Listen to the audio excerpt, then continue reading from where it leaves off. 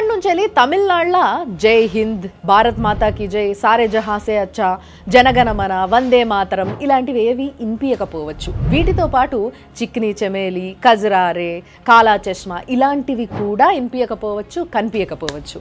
ఎందుకు అనంటే Tamil Nadu government state వైడ్గా హిందీని బ్యాన్ చేస్తూ బిల్ని ఇంట్రడ్యూస్ చేయడం జరిగింది అన్నట్టు. అదేంది జనగణమన అది బెంగాలీ కదా, హిందీ కాదు కదా, రవీంద్రనాథ్ ఠాగూర్ గారు రాసినారు కదా అని మీరు అనుకోవచ్చు.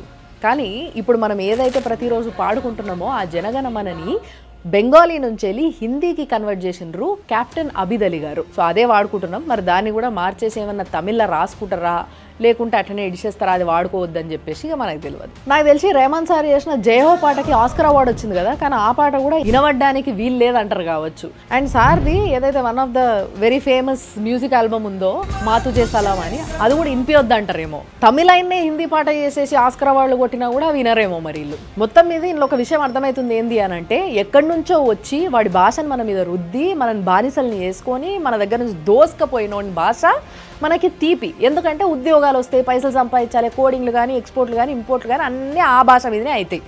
అదే మన తోటి భారతీయుడి భాష ఏదైతే హిందీ ఉందో అది మాత్రం వద్దు.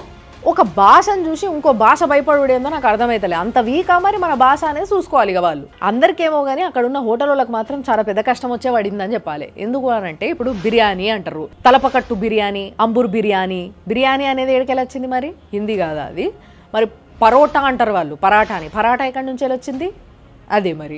ఇంకొకటి వాళ్ళ దగ్గర బోటి ఫ్రై బాగా తింటారు. ఇడియప్పంతోని బోటి, నీర్దోశతోని బోటి, ఇట్లా అన్నిటితోని బోటి బాగా తింటారు వాళ్ళు. మరి బోటి ఎక్కడి నుంచి వచ్చింది?